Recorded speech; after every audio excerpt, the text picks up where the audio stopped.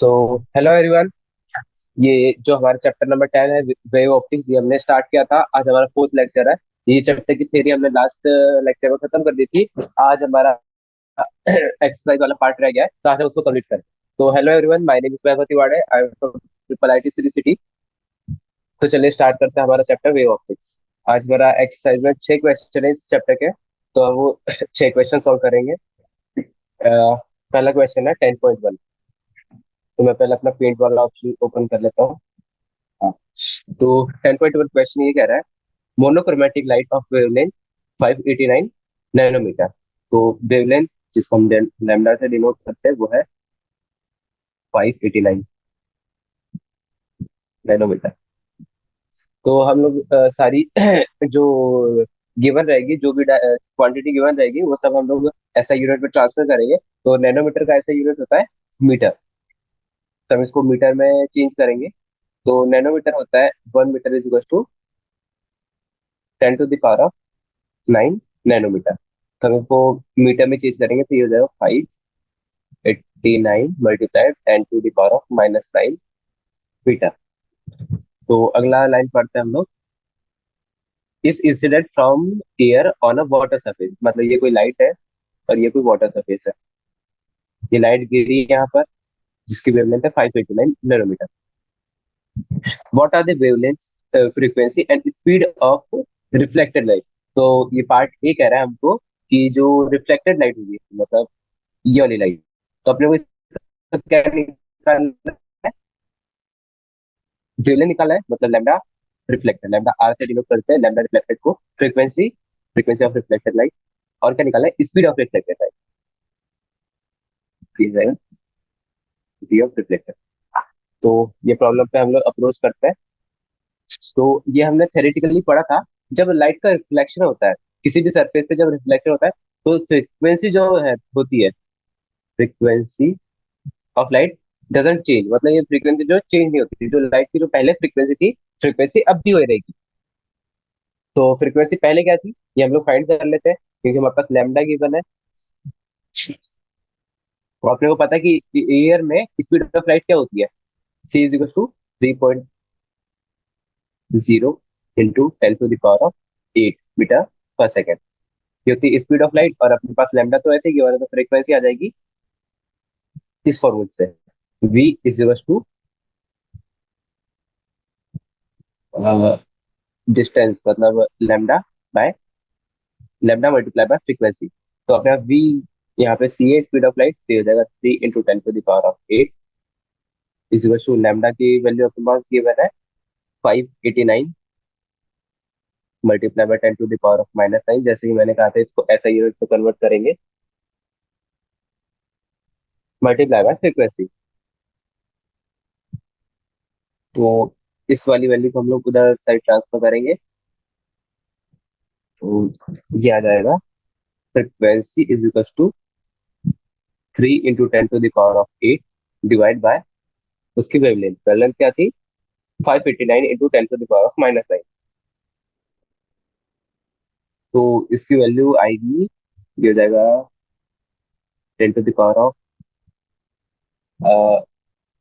17 multiply by 3 divide by 589। इसको हम लोग जब थेरेटिकली कैलकुलेट करेंगे, तो मेरे को कैलकुलेटर यूज करना पड़ेगा यहाँ पर। तो ये आ गया 5.09 multiply by 10 to the power of 14 hertz. Hertz होती है फ्रीक्वेंसी की ऐसा यूनिट। तो ये हमारी आगे फ्रीक्वेंसी रिफ्लेक्टेड वेव की, इसकी रिफ्लेक्टेड वेव की। तो अगले पार्ट में क्या गिवन है, अपने को क्या फाइंड करना था? फ्रीक्वेंसी फाइंड करनी थी, वेवलेंथ फाइंड करनी थी, speed of reflected light find करनी थी। तो जैसे कि कहा, फ्रीक्वेंसी चेंज नहीं होती तो ये रही, और स्पीड भी चेंज नहीं होती रिफ्लेक्शन में, तो स्पीड भी अपनी वही रही है, 3 into 10 to the power of 8। तो अपने का अगला पार्ट क्या है?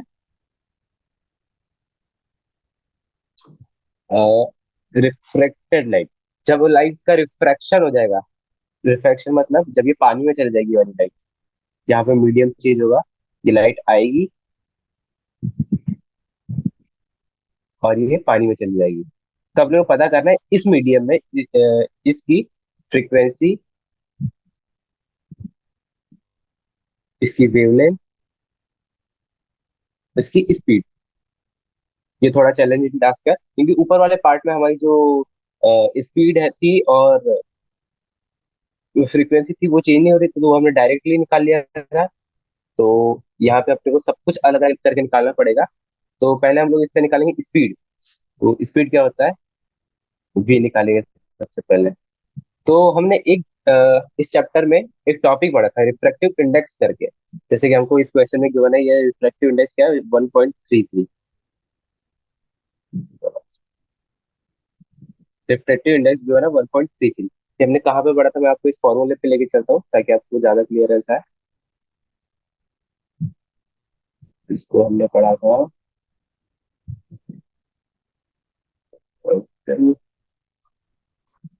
यहाँ पर, जो देख रहे हैं आप रिफ्रैक्टिव इंडेक्स है, ये N1 और N2 क्या है, रिफ्रैक्टिव इंडेक्स। तो कहीं का भी रिफ्रैक्टिव इंडेक्स फाइंड करना है तो क्या होता है, speed of light divide by speed in that medium. तो यहाँ पे हम लोग ये वाला फॉर्मूला यूज करेंगे। Refractive index, refractive index is equal to c by v. V क्या है, उस मीडियम में स्पीड ऑफ लाइट। तो अपने पास क्वेश्चन में रिफ्रैक्टिव इंडेक्स वैसे ही गिवन है। रिफ्रैक्टिव इंडेक्स की वैल्यू क्या है, 1.33। 1.33 स्पीड ऑफ लाइट तो सभी को पता होती है, 3 × 10⁻⁸ और v अपने को निकालना है। तो यहाँ पे सिंपली v को इधर ट्रांसफर करेंगे, 3 × 10⁸ डिवाइड बाय 1.33। तो ये इजी कैलकुलेशन है। इसको जब हम लोग कैलकुलेट करेंगे, मेरे पास कैलकुलेटेड है तो इसका आंसर आ रहा है 2.26 मल्टीप्लाई बाय 10⁸ मीटर पर सेकेंड। तो यहाँ पे हमारे पास स्पीड ऑफ लाइट आ गई इस मीडियम में। अब अपने को क्या निकालना है, वेवलेंथ। वेवलेंथ कैसे निकलेगी, उसी फॉर्मूले से वापस, v is equal to lambda multiply by frequency. अब फ्रीक्वेंसी क्या होगी इस मीडियम में, जैसे कि हमने कहा था कि फ्रीक्वेंसी ऑफ लाइट जो होती है वो चेंज नहीं होती मीडियम के चेंज होने से, ये हमने थेरेटिकली प्रूव भी किया था। तो फ्रीक्वेंसी वही रहेगी जो हमने लास्ट पार्ट में कैलकुलेट किया था। फ्रीक्वेंसी आई थी अपनी 5.09 इंटू 10⁻14। 5.09 multiply bye 10⁻14। और अपने को लैम्डा कैलकुलेट करना है। और स्पीड इस मीडियम में, इस मीडियम की स्पीड ऑफ लाइट लगेगी, ना कि स्पीड ऑफ लाइट इन दूसरे मीडियम। यहाँ पे स्पीड ऑफ लाइट आ गई है 2.26 मल्टीप्लाई बाय 10⁸ तो यहाँ से हम लोग लैम्डा इजीली कैलकुलेट कर लेंगे। Lambda is equal to 2.26 multiply by 10⁸ divide by 5.09 multiply by 10⁸14। तो हम इसको कैलकुलेट करेंगे तो ये आएगा 4.44 मल्टीप्लाई, ये मेरे पास पहले से कैलकुलेटेड है इसलिए मैं डायरेक्ट आंसर लिख रहा हूँ। आपको यहाँ पे कैलकुलेटर का यूज करना पड़ेगा। 10⁻7 -7, -7। तो इसको हम लोग उसमें चेंज करेंगे नैनोमीटर में, किया जाएगा 444 nanometre is equal to lambda. ये हमारे पहले क्वेश्चन का सॉल्यूशन हो गया। तो यहाँ पे हमने क्या पाया कि फ्रीक्वेंसी ऑफ लाइट जो होती है चेंज नहीं होती, रिफ्लेक्शन में भी और रिफ्रैक्शन में भी। और स्पीड ऑफ लाइट जो होती है रिफ्लेक्शन में चेंज नहीं होती, रिफ्रैक्शन में चेंज होती है। तो अगले पार्ट में चलते हैं हम लोग 10.2 पे। हाँ, तो 10.2 का ये कहना है, what is the shape of the wave front. यहाँ पे हमको वेव फ्रंट का शेप बनाना है, बताना है। ये हमको सोर्स बताएगा कि सोर्स क्या है, तो हमको उसका शेप बनाना है, बताना है। तो what is the shape of the wave front in each of the following cases. A part में लिखा हुआ है light diverging from a point source. ये एक पॉइंट सोर्स है अपना एस, इससे अपनी लाइट वेव्स निकल रही है, तो अपने को इसका वेव फ्रंट बताना है। तो ये उसी टाइप का एग्जांपल है जो हमने चैप्टर की स्टार्टिंग में पढ़ा था कि जब हम तालाब में पत्थर मारते हैं तो जिस तरह के वेव जनरेट होते हैं वैसे ही लाइट वेव प्रोड्यूस होंगे। तो ये कैसे प्रोड्यूस होंगे, इस टाइप से कुछ स्फेरिकल। ये बिल्कुल पत्थर वाला एग्जांपल हो गया हमारा। तो पहले का आंसर होगा स्फेरिकल वेव फ्रंट। फिर सेकंड वाला क्वेश्चन ये है, light emerging out of a convex lens when a point source is placed at its focus। सही ये कहना है कि convex lens, convex lens place किया हुआ है। कॉन्वेक्स लेंस मतलब ये, इसका फोकल पॉइंट किधर होएगा, इधर। तो यहाँ पर एक सोर्स रखा हुआ है जहाँ पर इसके फोकस पे। Yes। और इस पे लाइट आ रहा है कॉन्वेक्स लेंस से।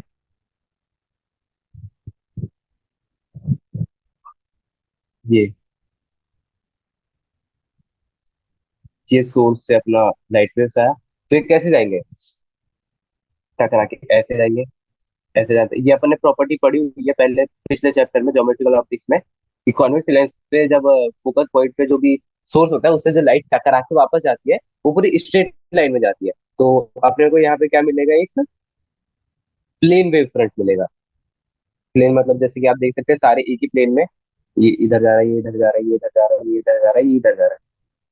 तो इसका आंसर होगा प्लेन वेव फ्रंट। अगला पढ़ते हैं, option c, the portion of the wave front of light from a distant star intercepted by the earth. ये थोड़ा ट्रिकी क्वेश्चन है। इसमें डायरेक्ट इससे बताया नहीं कि मतलब कॉन्वेक्स लेंस है या फिर पॉइंट सोर्स है। इसे बताया portion of a wave front of light from a distant star. कोई स्टार है मतलब ये छोटा सा ऑब्जेक्ट लेगा स्टार, पॉइंट सोर्स एस। तो यहाँ से अपनी लाइट वेव आएगी, यहाँ से लाइट वेव आएगी। और स्टार अपना छोटा थोड़ी होता है अर्थ से, तो स्टार को हम लोग थोड़ा बड़ा बनाएंगे, इस टाइप से बनाएंगे स्टार को। तो यहाँ से भी लाइट आएगी। तो जैसे कि आप देख सकते हैं स्पेरिकल तो नहीं है, पर ये अर्थ जो है, अर्थ काफी छोटी स्टार से, तो ये हमको नियरली प्लेन वेव जैसे दिखेगी। ये यहाँ से ऐसे आएगी, यहाँ से ऐसे आएगी। तो अपने को अर्थ पे जब हम बैठ के देखेंगे तो ये अपने को point source nearly plane wave जैसा दिखेगा। तो ये हो गया सेकंड वाले का आंसर। अब थर्ड वाले पार्ट पे पहुंचते हैं हम। The refractive index of the glass is 1.5. What is the speed of the light in the glass? तो ये अपन ने अभी अभी फॉर्मूला या पढ़ा था। तो refractive index is equal to c by v. V in that medium, और सी है speed of light in vacuum. Question में अपने को गिवन की speed of light in vacuum, तो ये हो जाएगा 3 × 10⁻⁸। ये अपने को वी निकालना है, और रिफ्रैक्टिव इंडेक्स तो गिवन ही है 1.5। तो ये इजी कैलकुलेशन से हमारे पास आंसर आ जाएगा 2.0 × 10⁸ मीटर पर second is equal to v. तो अपना अगला पार्ट है b. Is the speed of light in glass independent of the colour of the light? If not, which of the two colours red and violet travels slower in a glass prism? कह रहा है कि अपना जो colour है वो light का वो चेंज कर रहा है। एक कलर है कौन सा, रेड, और एक है वायलेट। तो आप लोग को इन कलर के बारे में क्या पता है? जैसे अपन को पता है प्योर, कि इस तरफ जब जाते हैं तो अपना लैम्डा इंक्रीज करता है। मतलब रेड लाइट का लैम्डा बहुत ही ज्यादा होता है और वायलेट का लैम्डा कम होता है। तो अपन फिर से वही वाले फॉर्मूले पे आ जाता है कि स्पीड ऑफ लाइट जो होती है सी, किसके ऊपर डिपेंड करती है, लैम्डा मल्टीप्लाई बाय फ्रीक्वेंसी। तो जब हमारा लैम्डा ज्यादा होगा तो अपनी स्पीड ऑफ लाइट भी ज्यादा होगी, और जब लैम्डा कम होगा तो स्पीड ऑफ लाइट भी कम होगी। तो अपने को विबग्योर से ये अपने को याद रखना चाहिए कि विबग्योर में किधर जाने पे अपनी लैम्डा कम होती है, किधर जाने पे ज्यादा होती है। तो इधर पे अपना लैम्डा इंक्रीज हो रहा है तो रेड का लैम्डा इंक्रीज करेगा, तो रेड का लैम्डा ज्यादा है तो उसकी स्पीड भी ज्यादा होगी। तो हम इस कंक्लूजन पे आए कि speed of light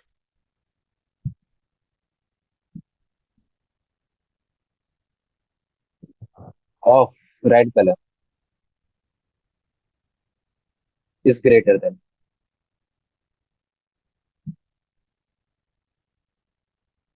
speed of light of violet colour. तो ये हमारा कंक्लूजन निकला।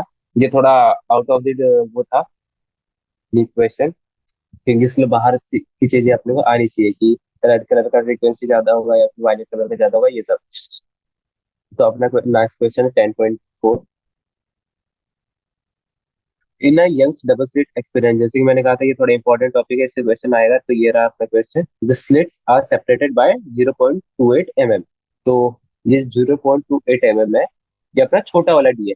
जो दो सोर्स होता है उनके बीच का जो डिस्टेंस होता है उसको स्मॉल डी लेते हैं, तो यह है 0.28 mm छोटा वाला डी। तो इसको अपनी ऐसा यूनिट में कन्वर्ट करेंगे तो ये हो जाएगा 1.2।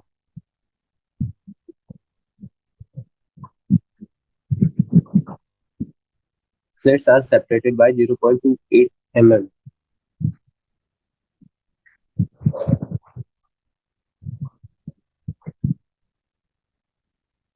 सॉरी, 1.2 नहीं, 28 multiply by 10 to the power of -5 is equal to छोटा वाला डी। और फिर आगे पढ़ेंगे, the screen is placed 1.4 metre away. मतलब जिस इसकी और स्क्रीन की जो डिस्टेंस है, जो बड़ा वाला डी रहता है वो कितना है अपना 1.4 मीटर। तो ये अपना पहले से ऐसा ही यूनिट में बड़ा वाला डी। तो ये पूछ रहा है the distance between the central bright fringe and the fourth bright fringe is measured to be 1.2 centimetre. ये थोड़ा यहाँ पे लॉजिक लगेगा कि क्या कह रही है। पहले अपन लिख लेते हैं 1.2 centimetre is equal to 1.2 -2 metre. Determine the wavelength of light used in the experiment. अपने को वेवलेंथ निकालना है इन द लैम्डा। तो अपन देखते हैं इसमें जो सेंटीमीटर में गिवन है 1.2 सेंटीमीटर, ये है क्या। इससे क्या है, सेंट्रल ब्राइट फ्रिंज, मतलब ये जो व्हाइट कलर होगी बीच में, फिर ये व्हाइट कलर हो गया, फिर ये ब्लैक कलर हो गया, फिर ये व्हाइट कलर हो गया, फिर ये ब्लैक कलर हो गया, व्हाइट कलर ब्लैक कलर, ऐसा करके जो फोर्थ ब्राइट फ्रिंज, मतलब ये फर्स्ट हो गई, सेकंड हो गई, थर्ड हो गई और ये फोर्थ हो गई। तो इसके और इसके बीच का डिस्टेंस है 1.2 से। अतः आपने ये पार्ट सॉल्व कर दिया तो फिर आगे क्वेश्चन इजी।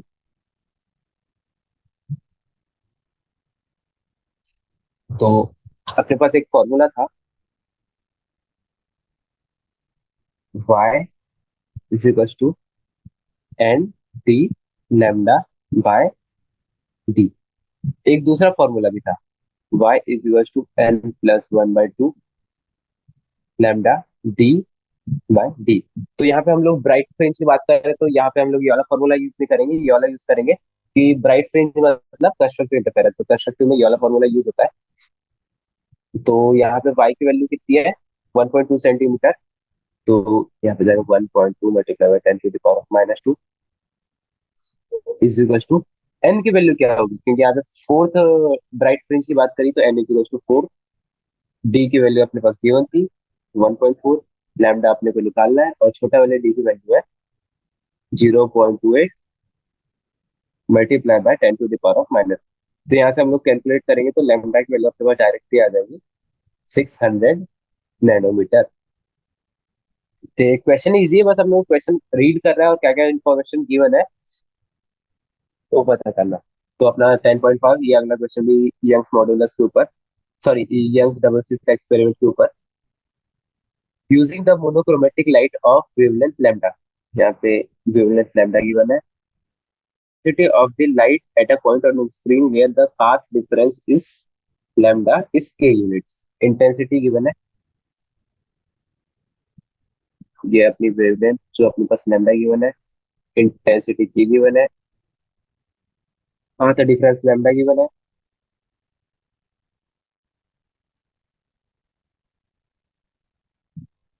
और इसे पूछा है what is the intensity of a light at a point where path difference is lambda by 3। ये पूछ रहा है intensity at lambda is equal to three, जहाँ पे उसकी इंटेंसिटी क्या होगी, जहाँ पे lambda is equal to three है, लैम्डा बाई थ्री है उसका पाथ डिफरेंस। तो अपने को यहाँ पे आई निकालना है। तो अपने पास एक रिलेशन है, वो है delta five is equal to two pi by lambda delta x. ये अपने बताता है कि ये जो अपना है डेल्टा एक्स, ये अपना पाथ डिफरेंस, और ये जो डेल्टा पाई है ये बताता है अपना फेज डिफरेंस। और अपने पास एक दूसरा फॉर्मूला है आई का, I one plus I two plus two under root I one I two cos five. तो अपने यहाँ पे आई जो है वो सेम है, क्योंकि इंटेंसिटी ऑफ लाइट वन और टू सेम है, तो ये हो जाएगा टू आई प्लस टू आई कॉस फाइव। तो अपने पास ये आई नेट का ये वाला रिलेशन आ गया। इस रिलेशन को थोड़ा संभाल के रखेंगे और ये वाले फॉर्मूले पे जंप करते हैं अभी, ये फाइव वाले पे।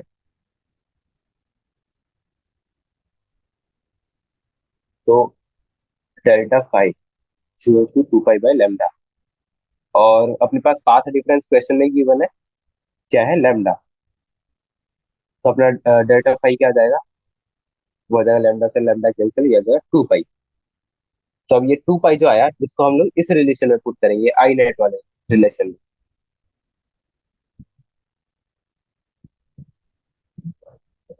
आई नेट वाला क्या था, टू आई प्लस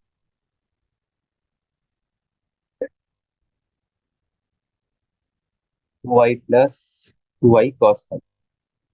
फाइव की वैल्यू अपनी आ गई टू पाई, तो अपन यहाँ पे टू पाई पुट करेंगे, तो इसकी वैल्यू आ जाएगी फोर आई, क्योंकि कॉस वन एटी की वैल्यू होती है वन। तो ये अपनी क्या आ गई, आई नेट की वैल्यू अपन को के पता थी, क्योंकि के ही हमसे पूछा था। मतलब ये रहा अपना के इंटेंसिटी, तो के की वैल्यू आ गई अपनी फोर आई। तो यहाँ तक का अपना क्वेश्चन सॉल्व हो गया है। तो आगे क्या है, अपने पास अब क्या क्या हो गया है, के इज इक्वल टू फोर आई हो गया। तो अभी इससे पूछा है कि जब path difference lambda by three होगा तब उसकी इंटेंसिटी कितनी होगी। तो फिर से यही फॉर्मूले को अपन लेके आएंगे, तो यहाँ पर आ जाएगा two pi by lambda multiply by delta x. Delta x क्या हो जाएगा फिर से लैम्डा बाय थ्री, तो अपना हो जाएगा डेल्टा फाइव। तो यहाँ से डेल्टा फाइव की वैल्यू आ जाएगी टू पाई बाय थ्री। तो अब इस फाइव को अपन लोग उस फॉर्मूले में पुट करेंगे, किसके, आई नेट वाले फॉर्मूले में। तो यहाँ पे आई नेट वाला फॉर्मूला टू आई प्लस टू आई कॉस फाइव। तो cos two pi by three की वैल्यू होती है कॉस सिक्सटी की जो value, cos two by by three होएगा two i minus two I cos sixty. Cos sixty की अपनी वैल्यू होती है one by,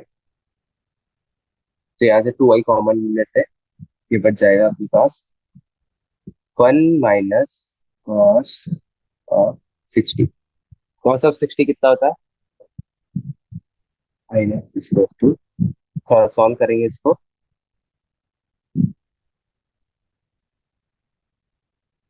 sine forty I net हो जाएगा अपना आई बाय, एक उतर गया अपना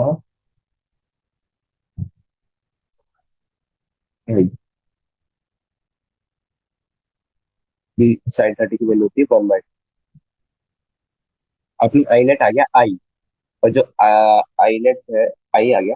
तो अपने पास यहाँ पे के कितना था, फोर आई, ये रहा आपका के जो है फोर आई। तो अपन दोनों से वैल्यू आई को एलिमिनेट करेंगे, तो अपना आई नेट आ जाएगा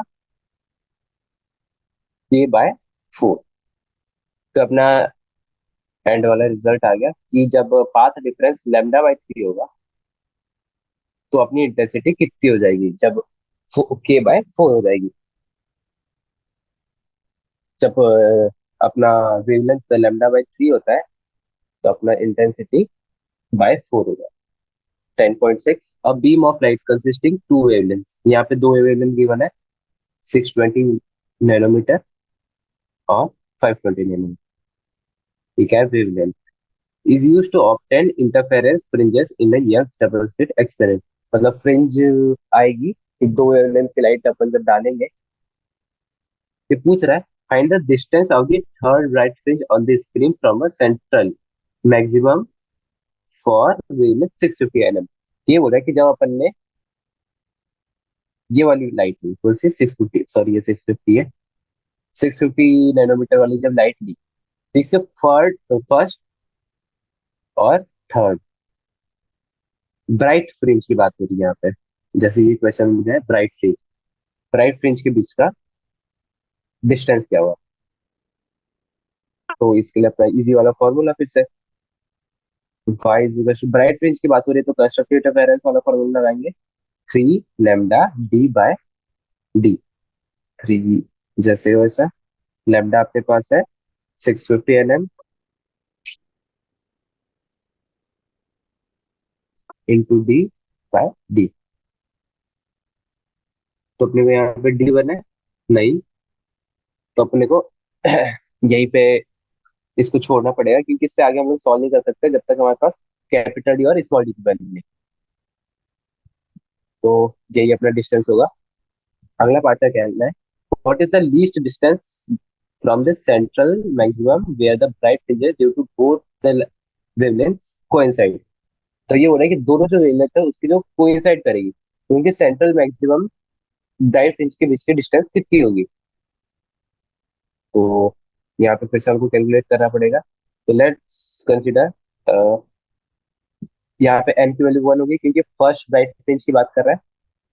तो फॉर्मूला आएगा यहाँ पे लैम्डा 1 डी बाय डी, यहाँ पर जाएगा लैम्डा 2 डी बाय डी।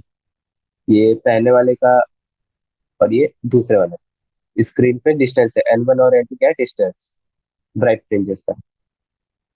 तो इसको कैलकुलेट करेंगे पर अपन पास यहाँ पे डी गिवन नहीं है। जैसे आप देख सकते हैं स्मॉल डी और कैपिटल डी, तो यहाँ पे कैलकुलेशन थोड़ी हार्ड जाएगी। तो चलिए करते हैं, अभी क्या ही कर सकते हैं।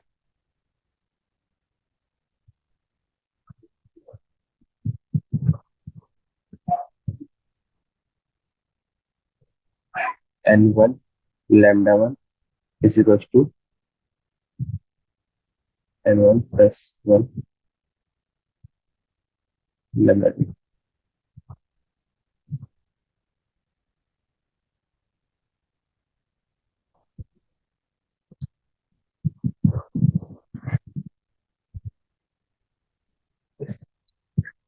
N lambda 2 goes to N-1 lambda 1।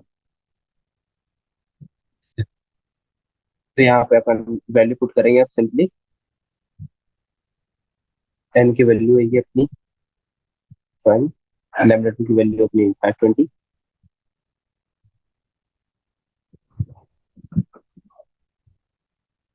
Is equal to 650 N -650। तो यहाँ से एन की वैल्यू आ जाएगी 5। तो least distance from the central maximum can be obtain by the relation x is equal to n lambda 2 d by d. तो यहाँ पे अपनी एन की वैल्यू आ गई है 5। तो अपन यहाँ पे पुट करेंगे x is equal to 5 multiply by lambda 2, उसकी वैल्यू 5.2 डी बाय डी। तो अपने को इसकी वैल्यू गिवन नहीं है तो अपन इसको जैसे वैसे रख देंगे तो इसकी फाइनल वैल्यू आ जाएगी x is equal to 2600 d by d. तो यहाँ पे हमने सारी एक्सरसाइज कंप्लीट कर लिया है। 6 क्वेश्चन थे जिसमें डिफरेंट डिफरेंट पार्ट थे, तो लगभग 10 से 15 क्वेश्चन थे, वो आज हमने पूरा सॉल्व कर लिए। तो आज का लेक्चर यहीं पे खत्म करते हैं। हमारा chapter way of chapter number 10 finish हो गया है। तो एवरीवन बाय, थैंक यू। तो अभी हमने कुछ कुछ क्वेश्चन सॉल्व किए, अभी अभी 6 क्वेश्चन थे, उनमें अलग अलग डिफरेंट डिफरेंट पार्ट थे। तो हमारा ये चैप्टर लगभग फिनिश हो गया है। तो हम एक बार फिर से अपने फॉर्मूलेज का रिवीजन कर लेते हैं जो जो इस चैप्टर में इंपॉर्टेंट है, ताकि हमको बाद में जो बाद में जो प्रॉब्लम्स है उनको सॉल्व करने में ज्यादा प्रॉब्लम ना आए। तो एक बार समरी देख लेते हैं स्टार्टिंग से। इस बार हम थेरेटिकल नहीं जाएंगे, सिर्फ फॉर्मूले फॉर्मूले पे बेसिक नॉलेज रखेंगे। अ, तो हाँ, यहाँ पे आ जाते हैं हम लोग रिफ्रैक्शन पे। रिफ्रैक्शन का फेनोमेनन ऐसा था कि एक लाइट है आई एंगल पे आई, और एक लाइट है आर एंगल पे रिफ्रैक्ट हो। तो अगर से आई ज्यादा है आर से, तो ये लाइट जो है सेंट्रल से अपने बैंड होगी, सॉरी सेंट्रल की तरफ बैंड होगी।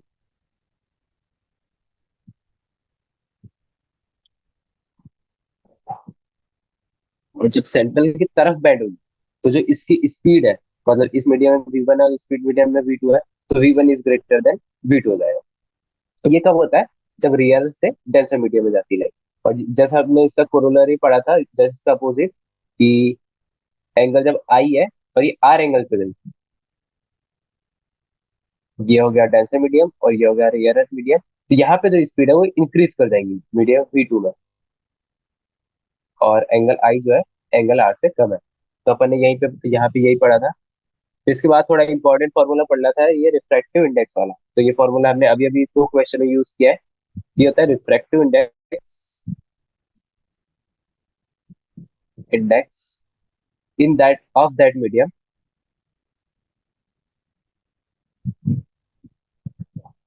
Is equal to speed of light in vacuum, जिसकी वैल्यू सी है, जिसका वैल्यू होता है 3 × 10⁻⁸ बाय वी। वी क्या होगा? Speed in that medium, speed of light in that medium. ये जैसे इसके बेसिक क्वेश्चन बन जाते हैं, जैसे हमने अभी अभी सॉल्व किया, ये क्वेश्चन आया था। तो इसके बाद हम लोगों ने चैप्टर में पढ़ा कि रिफ्लेक्शन का फेनोमेनन, रिफ्लेक्शन का भी एक क्वेश्चन था कि उसके वेवलेंथ और फ्रीक्वेंसी और स्पीड ऑफ लाइट पता करनी थी। तो अपने को पता है कि जब लाइट का रिफ्लेक्शन होता है तो उसकी और फ्रीक्वेंसी एंड जो स्पीड होती है वो चेंज नहीं होती है। चेंज क्या होता है? सिर्फ लैम्डा, बोले तो वेवलेंथ। ये अपने को बात ध्यान में रखती है कि जब रिफ्लेक्शन होता है तो उसमें फ्रीक्वेंसी और स्पीड चेंज होती है, सिर्फ वेवलेंथ चेंज होती है। तो हम धीरे धीरे आगे बढ़े थे, तो उसके बाद हमने कोहेरेंट इनकोहेरेंट पढ़ा था, फिर यहाँ पे अपन लोग आ गए थे कंस्ट्रक्टिव और डिस्ट्रक्टिव इंटरफेरेंस पे। इसके ऊपर भी हमारा अभी क्वेश्चन था। तो कंस्ट्रक्टिव इंटरफेरेंस कब होता है? हाँ, ये जब अपना phase difference S1P minus S2P क्या होगा? एन लेमडा होगा, तब हमारा कंस्ट्रक्टिव इंटरफेरेंस होगा। और जब S2P N1 + 1/2 लेमडा होगा, तो अपना डिस्ट्रक्टिव इंटरफेरेंस होगा। ये अपने को याद रखना है कि कंस्ट्रक्टिव में जो होता है ऐड हो जाता है, और डिस्ट्रक्टिव में माइनस हो जाता है वेव्स का। और अपने यहाँ पे एम्पलीट्यूड का वो पढ़ा था, आई जो होता है, इंटेंसिटी जो होती है दो वेव्स के मिलने के बाद 4I0 cos² θ/2 हो जाती है। इंटेंसिटी जब दो लाइट का इंटरफेरेंस होता है, और जो अपना एम्पलीट्यूड होता है, मतलब रिजल्टेंट डिस्प्लेसमेंट जिसको कहते हैं, वो हो जाता है 2A cos of φ/2। ये अभी तक हमने प्रॉब्लम में यूज नहीं किया, पर ये कभी भी यूज आ सकता है, थोड़ा इंपॉर्टेंट फॉर्मूला है, इसलिए इसको ध्यान रखेंगे। फिर हम लोग जैसे जैसे धीरे आगे बढ़े थे, फिर हम लोग यहाँ पे interference of light wave and Young's experiment पे आ गए। जैसे कि हमने देखा भी इसके दो प्रॉब्लम थे, तो ये थोड़ा इंपॉर्टेंट है कि जब अपन लोग डार्क फ्रिंज की बात कर रहे हैं, पहले हम लोग डायग्राम बना लेते हैं। ये लाइट फ्रिंज हो गई, ये डार्क हुई, फिर ये लाइट हो गई, फिर ये डार्क हुई। लाइट डार्क ऐसे मतलब स्क्रीन पे ऐसे प्रोजेक्शन होगा लाइट का जब हम कोई दो सोर्स को डालेंगे। तो अपने को ये जो है दो लाइट फ्रिंजेस के बीच की डिस्टेंस पता करनी है। तो इसकी डिस्टेंस होती है lambda capital D by T. क्या है ये? दो लाइट फ्रिंजेस के बीच की डिस्टेंस। और अपने को जैसे ये दो जैसे एक छोड़ के मतलब ये फर्स्ट और सेकंड, तो इसके बीच की डिस्टेंस फाइंड करनी है तो एन की वैल्यू यहाँ पे हो जाएगी 2। N lambda d by d ये होता है फॉर्मूला लाइट फ्रिंजेस के बीच के डिस्टेंस का। जहाँ पे एन है कि कितने कौन से नंबर की अपने को लाइट फ्रिंज के बीच की डिस्टेंस चाहिए। और डार्क फ्रिंजेस के बीच में भी ऐसे एक फॉर्मूला था, x is equal to n plus 1/2 lambda d by d. ये एन जो है अपना नेचुरल नंबर होएगा, सॉरी होल नंबर होएगा, जहाँ पे एन की वैल्यू पर 0 1 2 ऐसे करके वेरी कर। तो इससे अपने पास आ जाता है लाइट फ्रिंज और डार्क फ्रिंज के बीच का डिस्टेंस। फिर हमने डिफ्रैक्शन पढ़ा। डिफ्रैक्शन का हमको खास प्रॉब्लम में यूज नहीं आया, क्योंकि डिफ्रैक्शन उतना खास मतलब क्वेश्चन से बनते नहीं है, उसमें कोई फॉर्मूला नहीं है और कुछ भी नहीं है, दैट्स वाई। फिर अपन ने थोड़ा आगे पढ़ा था पोलराइजेशन। पोलराइजेशन की इक्वेशन जो थोड़ी इंपॉर्टेंट है, हमारे एनसीईआरटी में इसकी प्रॉब्लम नहीं है, पर हम लोग इंटरनेट पे सर्च करेंगे तो इसके काफी सारे जाएंगे। तो इसकी इक्वेशन होती है y इज इक्वल टू ए के पॉइंट ऑफ व्यू से इंपॉर्टेंट। तो यहाँ पे y क्या है? जिस पॉइंट के पार्टिकल का हमको y में डिस्प्लेसमेंट चाहिए, ये वो y है। जैसे कि ये अपनी वेव हो गई, तो ये x दूरी पर, यहाँ से x दूरी पर, तो ये वाला एलिमेंट होगा। ये अपने मीन पोजीशन से कितना दूर है ये अपना y बताता है। पर a क्या है अपना उसका एम्पलीट्यूड, मैक्सिमम एम्पलीट्यूड। और k क्या है? k का अपने पास फॉर्मूला यहाँ पे क्यों है, 2 pi by x, sorry 2 pi by lambda. Lambda के इस लाइट की वेव है। तो ये के का फॉर्मूला हो गया। अपने को एक्स पता है कि कितना दूर वाला अपने को पार्टिकल चाहिए। ओमेगा अपनी हो जाएगी एंगुलर फ्रीक्वेंसी, ये तो सबको पता ही है ओमेगा क्या होता है। और फिर अपने टी किस टाइम पर चाहिए, टाइम के साथ वेरी करेगा, तो ये थोड़ा इंपॉर्टेंट फॉर्मूला है। फिर हम लोग आगे बढ़े थे, तो अपन ने देखा था कि ये अपन ने एक्स वाई एक्सिस के लिए निकाला कि वाई एक्सिस में मूव कर रहे हैं अपने पार्टिकल्स, अपनी वेव जो है एक्स एक्सिस में मूव कर रही है। हम चाहे तो इसको जेड एक्सिस भी ले सकते हैं और ये एक्स एक्सिस भी ले सकते हैं। ये एक्स एक्सिस में इसका वेव का प्रोपोगेशन आएगा शन, और जेड एक्सिस में आएगा अपना पार्टिकल मूवमेंट डिस्प्लेसमेंट। तो हम लोग आगे बढ़े थे इससे, तो अपने यहाँ पे आई का फॉर्मूला भी आया था कुछ। तो यहाँ से हम लोग के पास एक इंपॉर्टेंट रिजल्ट आया था क्या का, पोलरॉइड का।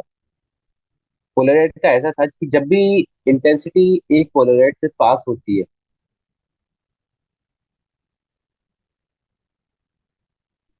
वो हो जाती है बाई 2। इंटेंसिटी हो जाती है हाफ, रिड्यूसेस टू 50%। ये होती है जब ये एक पोलराइड हो और ये दूसरा पोलराइड, मतलब ये दोनों जब पैरेलली खड़े हो, मतलब इससे जब लाइट लाइट पास करेगी तो उसकी इंटेंसिटी सिर्फ I/2 रहेगी, और फिर I/2 ही इसको मिलेगी। फिर जब इससे पास होगी तो इसकी इंटेंसिटी बचेगी I/4। कब? जब इन दोनों के बीच में जो है ये दोनों पैरेलल हो, जीरो एंगल पे हो।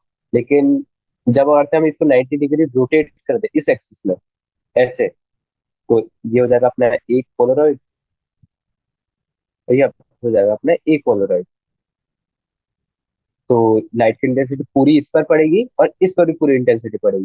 तो इसमें जो है इंटेंसिटी का कोई लॉस नहीं आएगा, पर इससे जो पास करेगी उसके बाद इंटेंसिटी बचेगी I/2, और इससे जो इंटेंसिटी बचेगी वो बचेगी I/2।